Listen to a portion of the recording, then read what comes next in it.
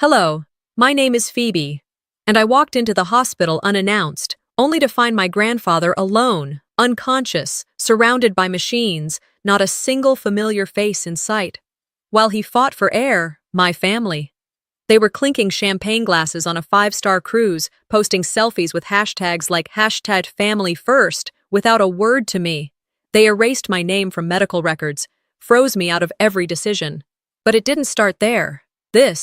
This was just the final insult in a pattern years in the making.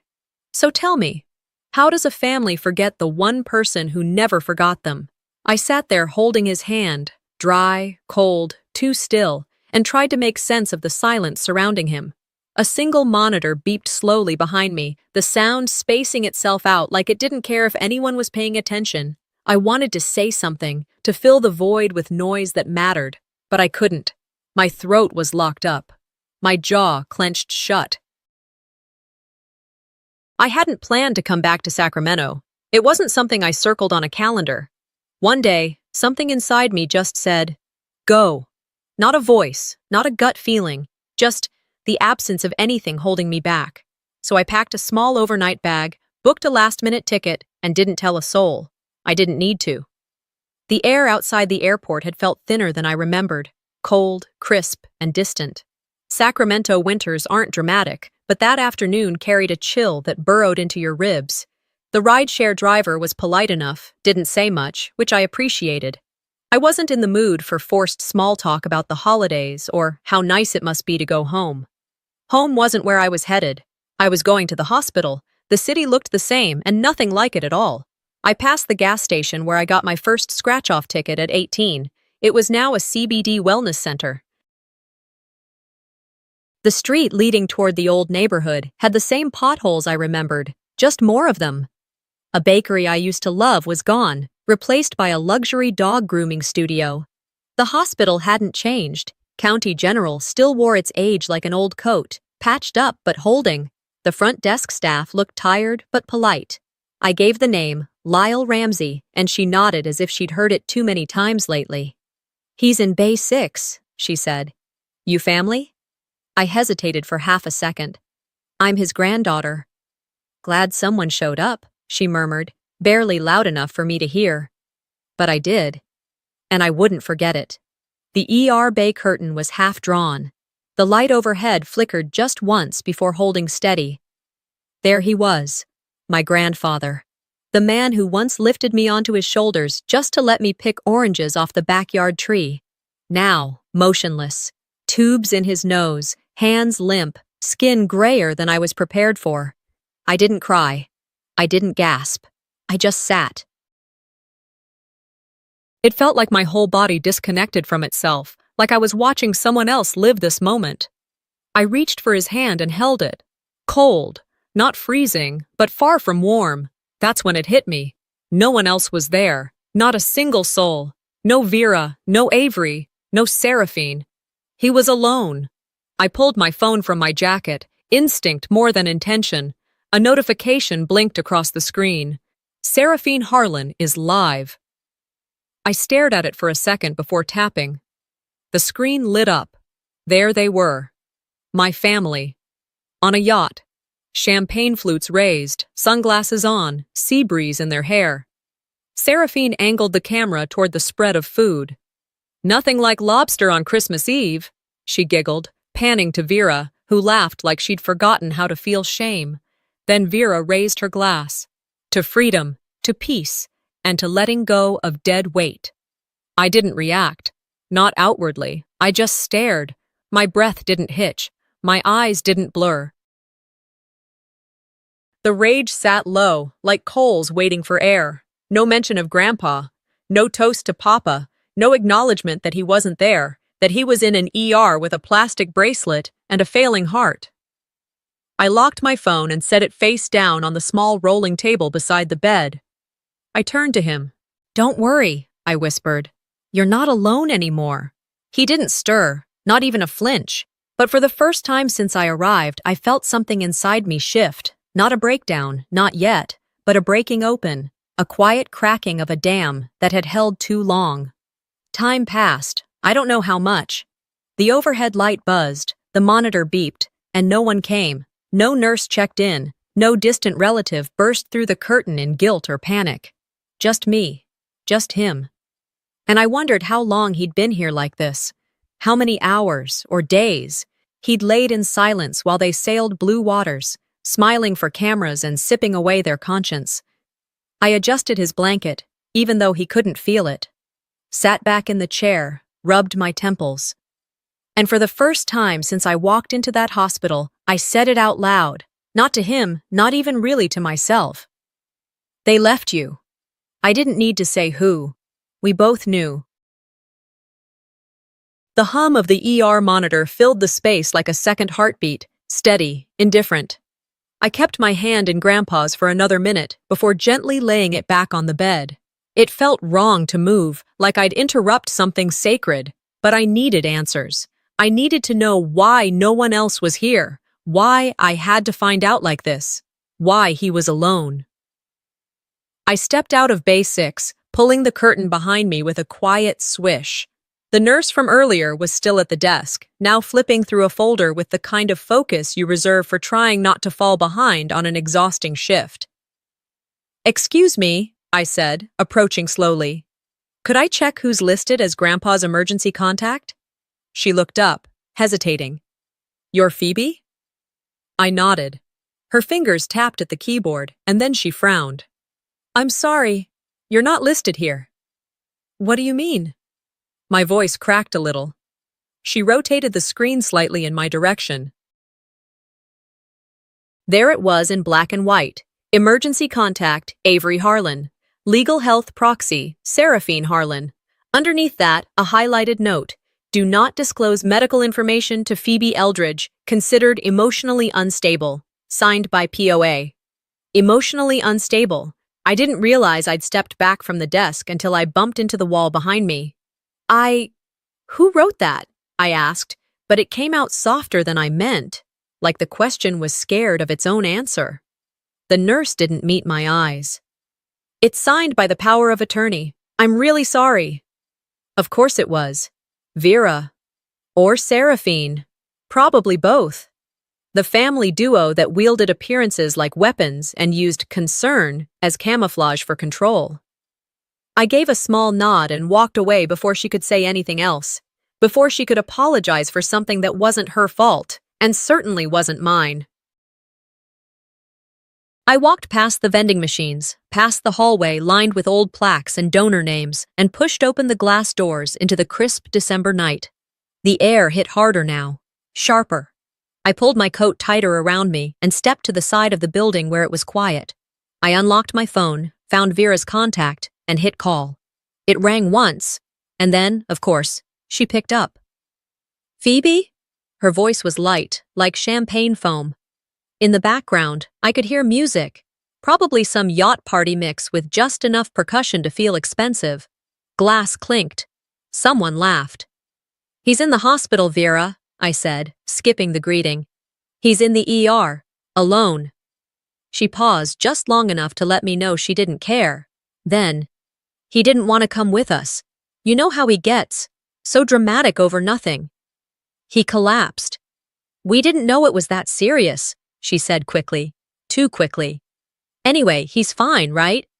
"No, he's not fine." "And you had me removed from the file?" Her tone dropped, just a notch. "Phoebe, don't do this." "Do what?" "Don't ruin this for the rest of us. We haven't had a proper vacation in years. This was supposed to be healing time. You're always so intense about things." I almost laughed. Instead, I looked up at the hospital's gray brick facade and said, "You can keep the vacation. I'll handle reality." The call cut, not dropped, ended. I stood there for a minute, breathing like it was a job. Then I walked back inside. The cafeteria was mostly empty, the coffee burnt and the pastries looking like they'd seen better days. I grabbed a seat in the corner booth and opened my notes app. "Grandpa, Bay 6, alone, no family. Emergency contact, Avery. Legal POA, Seraphine. Blocked from access. Label, emotionally unstable. Call with Vera. Denied everything. No one's coming." I stopped typing. There was a smudge on the toe of my boot, faded brown leather, scuffed from years of walking too far on too little sleep. I stared at it. It was like I'd never existed in this family, like I was a ghost with a cell phone and a savings account, useful but invisible. The phone buzzed in my hand. Instagram notification. Avery Harlan posted a new photo. I tapped it. There they were, all of them, on the deck of a white, gleaming cruise ship. Laughter, sun, champagne flutes again. Seraphine posed in a silk cover-up like she was born on yachts. Vera in a wide-brimmed hat holding a mimosa. Avery standing behind them, captioned, "Blessed to be surrounded by love." Family first. I stared at the screen until it blurred. Not because I was crying. I wasn't. I was past that. And I closed the app, locked the phone, and sat back in my seat. They could erase me from the paperwork, but I remembered everything they wanted to forget. I stayed in that cafeteria booth longer than I should have. Not because I was waiting for someone to come find me, I knew no one would, but because moving meant confronting the weight of everything I'd just read, seen, and heard, and I wasn't quite ready to carry it all yet. Eventually, I stood. The walk back to the ER wasn't far, but each step felt heavier, like grief had quietly attached itself to my ankles. At the front desk, the nurse looked up again, her expression softening. "We just finished organizing Mr. Ramsey's belongings," she said. "Would you like to take them?" I nodded, not trusting myself to speak. She handed me a paper bag, neatly folded at the top, the kind you'd get at a corner store. I clutched it tighter than necessary as I walked back toward the family waiting area, found a quiet corner, and lowered myself into the stiff plastic chair. Inside the bag were the little things no one ever thinks they'll have to sort through. A worn leather wallet that barely stayed shut. Grandpa's eyeglasses, slightly smudged, arms bent from years of use. A blue handkerchief folded with care. And then, at the bottom, a crumpled piece of paper, folded 3 times. It wasn't labeled, but the moment I touched it, I knew it mattered. I smoothed it out on my lap. The handwriting was unmistakable, clean, sharp but uneven near the edges. He'd written it himself. "If Phoebe comes, don't stop her. She needs to see it for herself." My breath caught. I read it again, and then again. He'd expected me, not just hoped. He'd known, not maybe, not possibly. He had written it down, with intention, like someone planting a flag in the ground and daring anyone to remove it. This wasn't a coincidence. This wasn't some random twist of fate that I happened to be the one at his bedside while the rest of them played pretend on a yacht. He knew what they were capable of. He'd seen the denial creeping in and had made his choice, quietly, in ink. He trusted me. The world didn't tilt or shake or do anything dramatic, but my chest expanded just slightly. For the first time in days, I inhaled fully. I slipped the note into the inside pocket of my coat and stood. Leaving the hospital felt different this time. The air was colder, or maybe I was just more aware of how little I was insulated from it. I took a long, quiet walk to my rental car, then drove the 15 minutes back to the apartment I'd rented for the week. A short-term place tucked between an overgrown hedge and a cracked driveway. Once inside, I kicked off my shoes, shed the coat, and sat at the edge of the bed. My body was moving, but my mind was still back in that hospital chair. I decided to take a shower. Maybe the hot water would pull me out of this fog, or at least peel off the smell of antiseptic that had attached itself to my skin. I didn't bring much with me, just travel essentials, a pair of jeans, and a sweater that smelled like the drawer it had lived in too long. After drying off and wrapping my hair into a loose bun, I opened the apartment's tiny mailbox on a whim. Inside was a single envelope. No return address. Postmarked 2 weeks ago. I tore it open slowly, suddenly aware of how quiet the room had gotten. It was his handwriting again. "Phoebe, I know I don't say it much. Maybe I never have. But I see you. I see how much you carry. If they leave me behind, I know you won't. Don't let them tell you who you are. You already know. Love, Grandpa." I didn't cry right away. The kind of grief I felt wasn't sharp. It was thick, heavy. like molasses stuck in my chest. I sank down onto the steps outside the unit and let the paper rest on my knees. I read it again and again. I don't know how long I sat there. The sun had started to dip low, casting a long orange streak across the pavement. At some point, I stood. I needed air, real air. I walked to the end of the block, then turned left toward the coffee shop I'd passed when I first arrived. It was closed. The hours painted on the glass told me they'd shut an hour ago. That didn't matter. I wasn't there for caffeine. I leaned against the cold brick wall and looked up at the sky, and my mind wandered. It took me back to a Tuesday morning, maybe a year ago. Grandpa and I had met for coffee at the diner near his place. He insisted on paying, even though I made more than enough to cover both our orders. "Old habits," he'd said with a wink. That day, in between bites of sourdough toast, he looked at me and said, "Everyone talks, all the time. Noise, noise, noise. But you listen. That's rarer than gold now." I'd laughed it off then, said something like, "Guess I'm just quiet." But now, those words curled around me like warmth in the cold. He'd noticed me. In a family where I was always the one overlooked, always the one expected to be agreeable, accommodating, available, he'd seen through the silence and into the substance. I tilted my head back and closed my eyes. "They erased me, Grandpa," I whispered. "But you left a trail." And I would follow it. Every step. I didn't sleep much that night.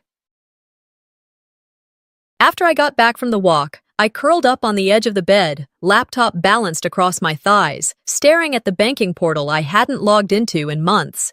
It had always been easier to just send the money when someone asked. I never questioned it. Utilities, tuition, medication, unexpected costs that kept stacking. Every time they needed something, I wired it without blinking. But now, the blinking cursor in the password box felt like it was daring me. I logged in. It took a minute to load. The Wi-Fi in the apartment wasn't great, but once the screen populated, the numbers came alive. Balance, lower than expected, way lower. I clicked the transaction history. The dates lined up too cleanly. 3 first-class plane tickets, a suite booking with an upscale cruise line. Spa charges under Seraphine's name, at least 6, all labeled rejuvenation package. A shopping spree at a luxury retailer. Then, the final insult, a $6,000 transfer titled Reroute MedFund, Emergency Reallocation. I leaned back in my chair. They used his prescription money. Money I sent for heart medication, for oxygen refills, for that stupid orthopedic bed Vera swore he needed. I stared at the screen and whispered, they used his pills to fund their pedicures. The words sat in the air like smoke. I didn't cry. I didn't scream. I just stared. Until something else hit me. The old email backup Grandpa had me set up years ago when he got locked out of his account one too many times. He hated technology, but insisted on keeping everything just in case. I'd helped him create a duplicate Gmail account that forwarded copies of all his incoming messages. He didn't even know it was still active. I logged in. There weren't many messages, mostly newsletters and spam. But one email caught my eye. The subject line read, Assisted Living Transition, Jan Plan. It was a draft. The sender was Avery. I opened it. There were bullet points. My brother had bullet pointed my grandfather's exile. Keep him calm. Don't loop Phoebe in, she's too attached. Legal clearance after cruise. Transition discussion mid-January, depending on health decline. I sat frozen. I didn't even realize my fingers had gone cold. This wasn't a misunderstanding. This wasn't a lapse in communication or bad timing. This was a plan. An organized, deliberate, strategic plan to remove our grandfather from their lives, and me from the narrative. I dropped the mouse and stood up abruptly, nearly knocking over the glass of water beside me. I braced myself against the edge of the desk, breathing in deep, slow gulps of air. They weren't just selfish, they were calculated. This wasn't incompetence. This was a coup. It was already dark out. A thick fog had crept in while I was absorbed in the screen, wrapping the windows in a blur of condensation. I grabbed my coat, stuffed the folded email printout into the pocket along with Grandpa's note, and headed for the hospital again. The streets were quiet. The drive was short. My fingers tapped the steering wheel at every red light, my mind spinning but clear. Back at County General, the late shift had taken over. A different nurse was on duty. She smiled, recognized me, and buzzed me through with no questions asked. The hallway toward the ER was dimmer now. Fewer people, more space to think. I stepped back into Bay 6. He was still there, eyes closed, breathing shallow but steady.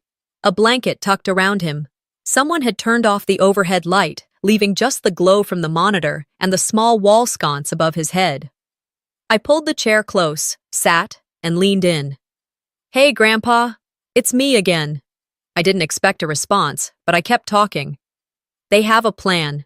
They want to put you in a home. And they don't want me to know, because I'd stop them. Because I care enough to be inconvenient." His fingers twitched. Just once. Barely there. But I saw it. I sat forward, held his hand, and felt it. Just the faintest pressure. It could have been muscle memory. Reflex. Or maybe not. "I see you, I still see you, even if they don't." Silence again. But this time, it wasn't heavy. It was full. I pulled out my laptop, opened a new folder, labeled it Evidence Folder, Ramsey Estate. And then I started uploading everything: the screenshots, the emails, the banking records, the recorded voicemail from Vera last month asking for another bump to help cover heating. The list of prescriptions I'd paid for. I organized it by category: medical, financial, legal, and for the first time, I didn't feel like a ghost walking through their lives. I felt like a witness. A storm was coming. I could feel it, and I wasn't scared. By the time I shut the laptop and slid it back into my bag, the night had already folded itself over Sacramento like a heavy wool blanket. Outside, fog clung to the streetlights, turning their glow into pale halos. I didn't feel tired. Not really. More like sharpened, alert, as if I'd finally come out of some kind of emotional anesthesia. I took the long way back to the apartment, looping past the old corner pharmacy where Grandpa used to pick up his prescriptions. The place was closed now, window signage faded and peeling. It used to be where he'd stand at the counter and chat with the pharmacist like they were lifelong friends, even if he only remembered their names half the time. He'd loved routines, familiarity, people who knew him by name. I wasn't going to let them strip that away. Once I got back to the apartment, I made tea I didn't drink and sat with the silence until the steam faded. Then I opened my phone's contact list and scrolled until I found it. Richmond Creel, Grandpa's lawyer. I hadn't spoken to him in years, not since a family wedding where he'd given me a long, quiet nod and said, "You'll be the one holding the truth when they start rewriting it." I hit call. He answered on the third ring. "Phoebe Eldridge?" His voice was gravel, but steady. "Yes, sir." I'm calling about Lyle." "I know why you're calling," he said after a pause. "If you're the one reaching out, then things are worse than he feared." I didn't need to fill in the blanks. Instead, I told him what I'd found: the bank records, the fake transition plan, the note Grandpa had written about me. "I have scans of all of it," I added. "Would you like me to send them over?" "Yes," he said. "And meet me tomorrow, 10 a.m., my office. Don't bring anyone. Don't tell anyone." The line went quiet. I sat with it for a few seconds after he hung up, letting the weight of those last 4 words settle. Don't tell anyone, not even my siblings, especially not them. I forwarded the files, then set my alarm for 7:30. But I didn't sleep. The next evening, just as I was finishing a basic dinner, toast and eggs, I got the notification. Zoom invite, Harlan family check-in. I stared at it. There was no message attached, just a meeting link and a subject line that felt more like a trap than a courtesy. My gut told me not to click it, but something sharper inside me said otherwise. If they were gathering, they wanted something. If they wanted something, they were nervous. And nervous people make mistakes. I clicked. The screen loaded with Vera first, perfectly lit from a golden lamp that wasn't hospital grade. She was in a robe I recognized from a catalog she used to leave open on the kitchen counter like bait. "Phoebe," she said brightly, as if this was a holiday reunion and not a staged ambush.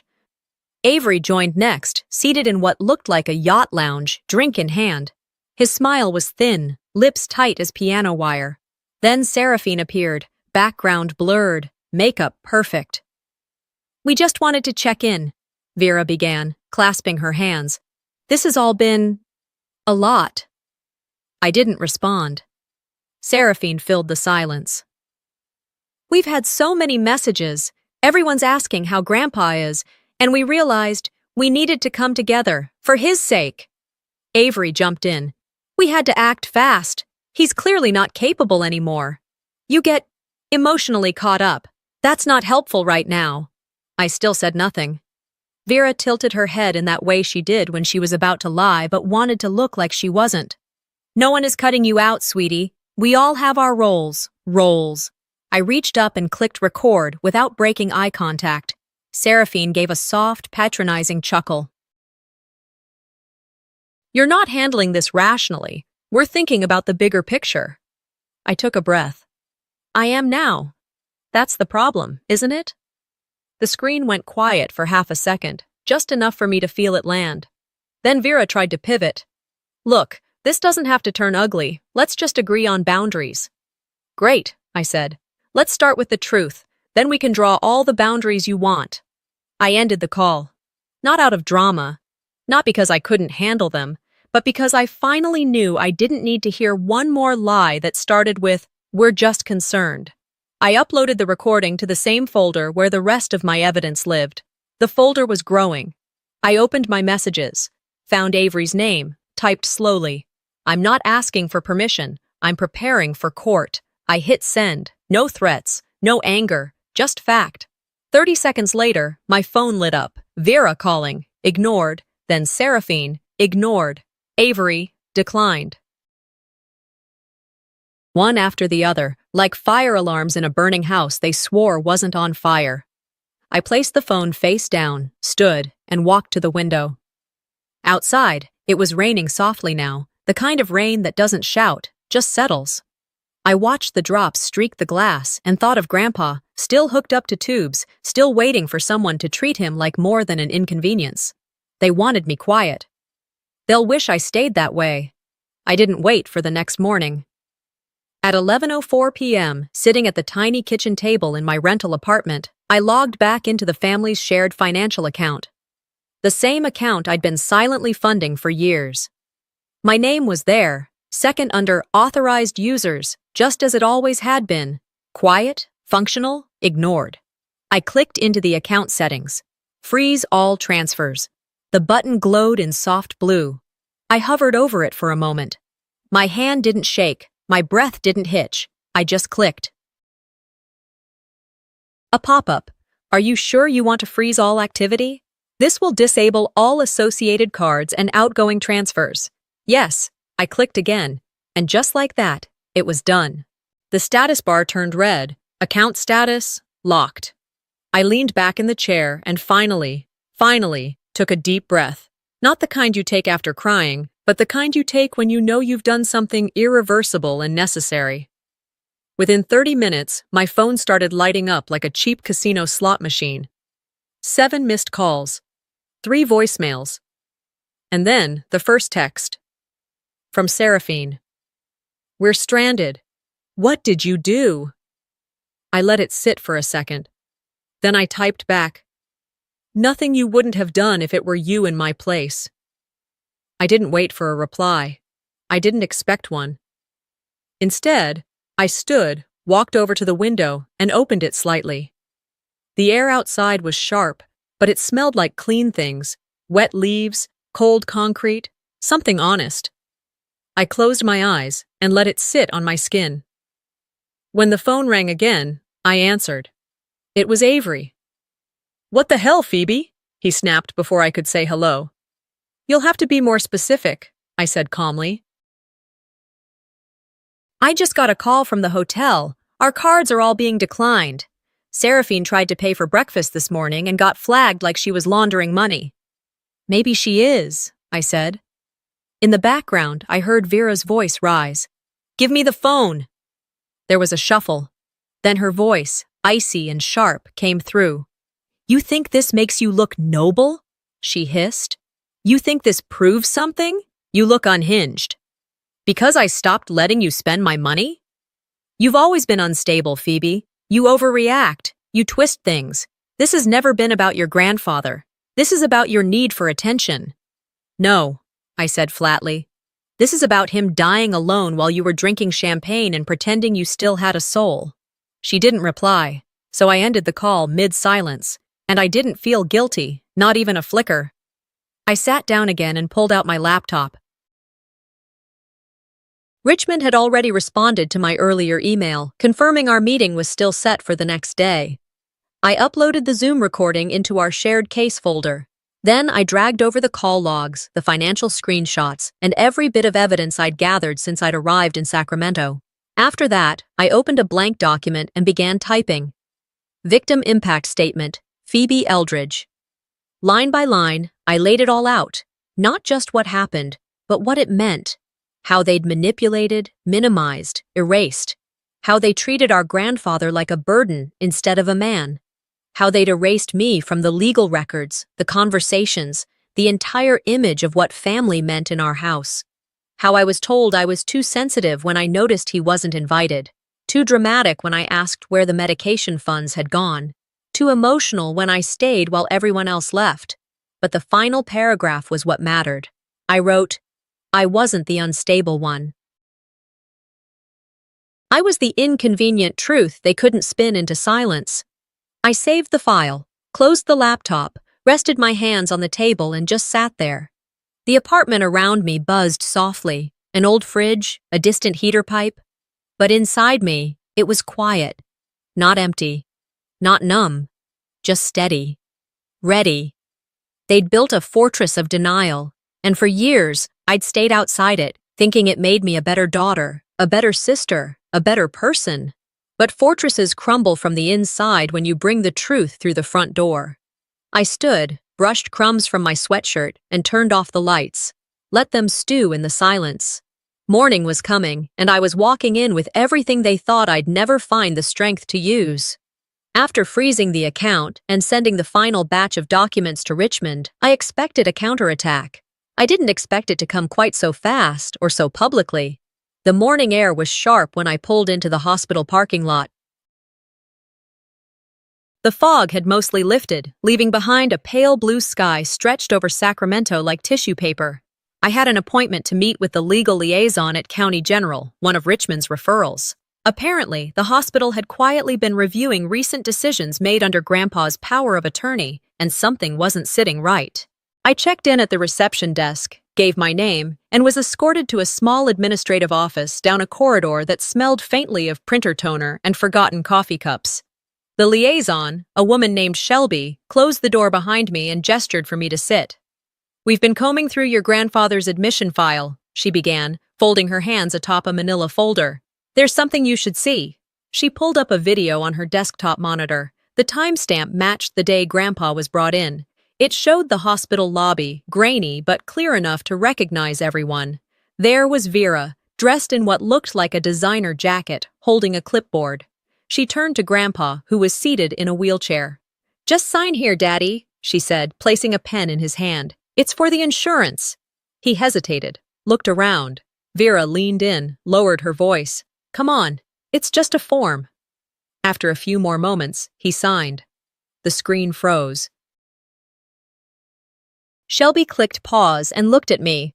That was the updated power of attorney form, financial and medical. I felt my chest constrict, not with surprise, but confirmation. She handed me a copy of the footage on a flash drive. I labeled it in my mind before I even left the building. Consent under coercion. As I drove back to the apartment, my phone pinged with a push notification. I tapped it. A headline from a local news aggregator. Cruise video sparks outrage. Family under fire for heartless remarks about hospitalized veteran. My breath caught. I opened the video. It was Seraphine's face, in perfect focus, holding a champagne glass. She was smiling, too wide. In the background, I could hear Vera's voice clearly. He's so far gone, we might as well bury the memory before the body. My hands went cold. I checked the timestamp. The clip had been posted to a private story 3 days ago. Someone must have screen recorded it. The hashtags underneath were brutal. Hashtag forgotten, grandpa, our blood money. Vacation, cruelty, isn't luxury. The video had already been shared across Facebook and Reddit. Commenters were piling in. How do people like this sleep at night? She should be disinherited. This poor man deserves dignity. This daughter deserves handcuffs. It was spreading faster than any press release could catch. Richmond texted me 2 minutes later. Don't say a word. Let them hang themselves in daylight. The court will see it all. I replied with a simple, understood. Later that afternoon, I met Richmond at the courthouse. He'd filed for emergency conservatorship using everything we had, the financial statements, the emails, the video of Grandpa signing under pressure, and now, the viral cruise clip. The hearing was quick, but not rushed. The judge was a sharp-eyed woman in her 60s with a voice like polished steel. After reviewing the evidence, she looked at me. Miss Eldridge, she said, you seem to be the only one treating this man like a person instead of a transaction. I nodded once. My throat was tight. She signed the order. Temporary conservatorship granted, effective immediately. All previous power of attorney designations are suspended pending investigation. I stepped out of the courtroom into a cold breeze and blinking sun. And there she was. Vera, standing just off the courthouse steps, surrounded by 2 reporters and a camera crew. Her makeup was perfect. Her eyes were not. She's manipulating everything, she shouted, pointing in my direction as I walked down the steps. She's unstable. This is a setup. The reporters turned toward me. I didn't stop walking. I didn't glance in her direction. I walked right past them, past the cameras, past the fury in Vera's voice, and didn't say a word, because I didn't need to. They'd tried to write me out. I brought the pen to court. Richmond's voice on the other end of the phone was calm, but there was an edge to it, the kind that only surfaced when something significant had been found. We located it, he said. It was tucked inside a personal effects envelope, notarized and sealed, dated exactly 8 weeks ago. I didn't speak. He continued, your grandfather amended his directive. You, Phoebe Eldridge, were to be given full control, medical and financial, should he become incapacitated. I closed my eyes and sat down slowly at the foot of the bed. The silence in the room was deafening, the kind that didn't ask questions or offer comfort. I held the phone tighter. He gave me the last word, I whispered. The next few hours moved with the kind of weight that didn't allow for small distractions. Richmond emailed me a copy of the document, scanned in high resolution, with his note at the bottom. Print this. Bring it to the memorial. I didn't need the reminder. That afternoon, I drove to the Veterans Garden, the same place Grandpa used to walk through on Sundays. There was a quiet clearing, a small open-air chapel with wooden beams and folding chairs. I had arranged the service quietly, personally. No online invitations, no catered trays, no sermon. Just a gathering of those who had actually shown up when it mattered. 6 chairs were filled. That's all.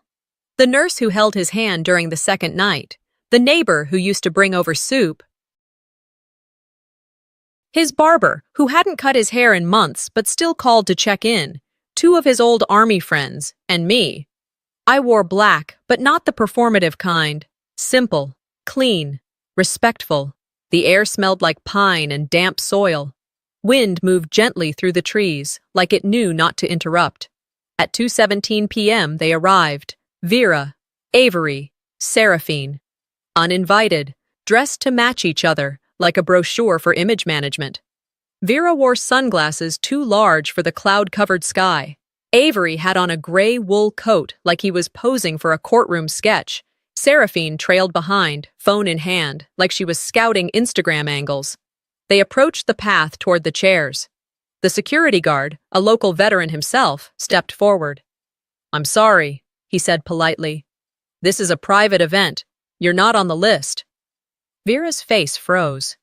We're his family. The guard didn't flinch. Not according to the estate, Avery scoffed. This is ridiculous. Seraphine blinked like she'd just realized no one was filming her. We deserve to be here. I stepped forward then, slowly, holding the folder in my hand. You had your chance to be there when it counted, I said quietly. You chose somewhere else. They didn't move. They didn't leave. So I turned my back on them and walked up to the front.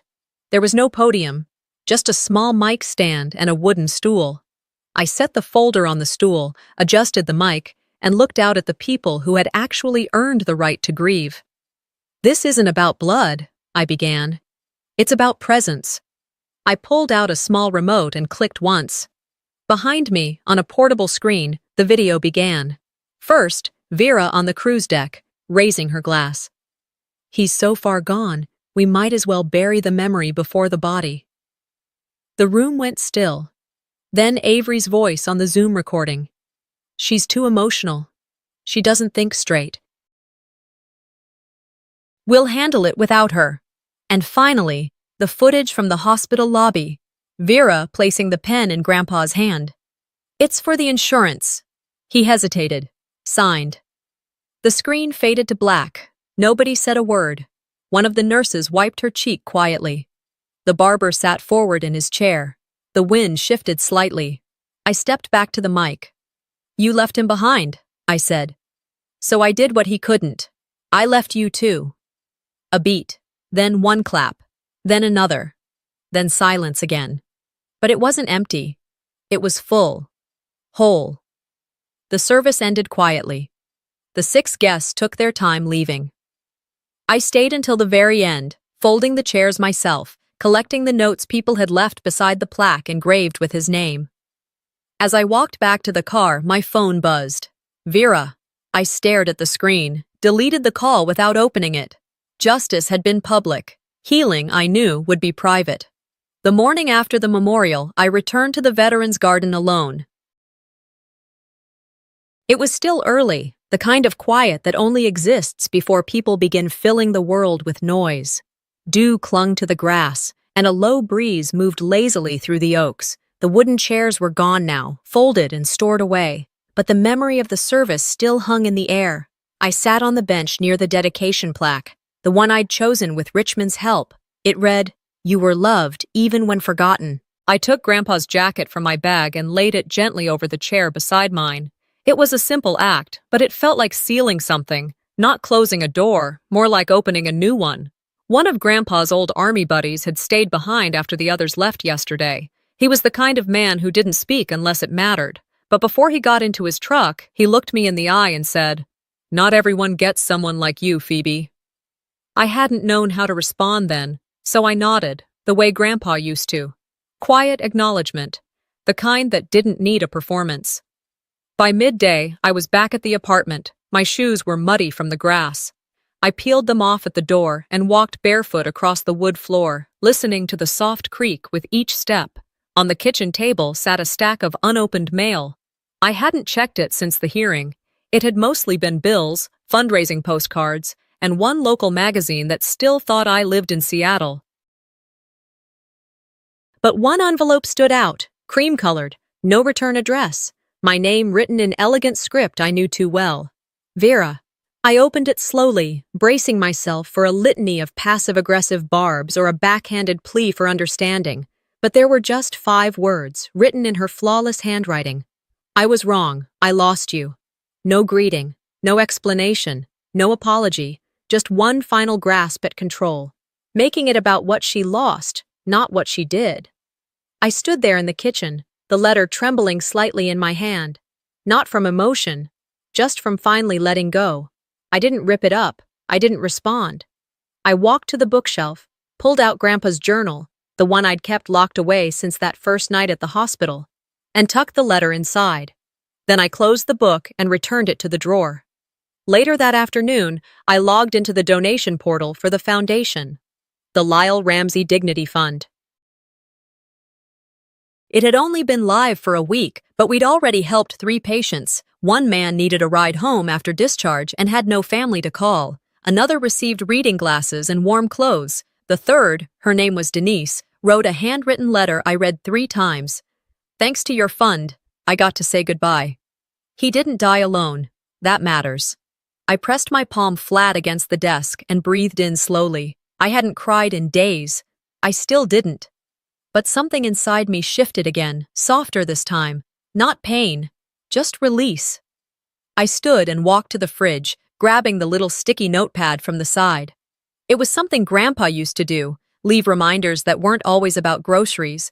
Sometimes it was a quote, sometimes a phrase. Once it was just the word, patience. On the top sheet I wrote, love loudly, protect quietly, walk away when it's time. I peeled it from the pad and pressed it to the fridge door. Then I turned, glanced at the coat rack by the door.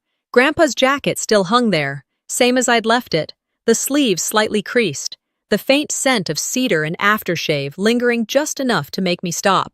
Some endings don't need a closing speech, just presence. Some truths don't need to be shouted, they just need to be shown. Phoebe didn't burn bridges. She built her own path, one piece of truth at a time. And maybe that's the lesson here. Real strength isn't loud, it's steady. It's choosing dignity when you could choose revenge. What would you have done in her place? If this story moved you, don't forget to like, comment, and subscribe. More true family stories, quiet, powerful, and unforgettable, are coming your way.